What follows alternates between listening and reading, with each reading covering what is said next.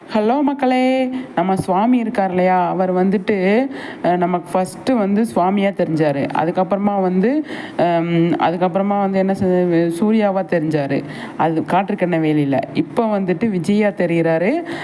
அந்த மெமரி வந்து அவர் ஞாபகப்படுத்தி பார்க்குறாரு. இந்த பின்னாடி இருக்கிறது அவர் இப்போ காலேஜில் அந்த இடத்துல ஷூட் பண்ணது. அந்த இடத்துக்கு போயிருக்காங்க போல். அங்கே என்னடா என்ன இடம்டா இது அப்படின்னு சொல்லி யோசனை பண்ணிகிட்டு இருந்தா செம்ம சூப்பரான விஷயம். இவர் அவரே நின்றுட்டு நான் வந்து அதை பார்க்குற மாதிரி ஒரு செம்ம போஸ்ட்டு அவர் நின்று பார்த்துட்டு இருக்கிற மாதிரி சூப்பராக ஒரு விட்டுருக்காங்க. அது பார்க்குறதுக்கு அவ்வளோ சூப்பராக இருக்குது, அழகாக இருக்குது.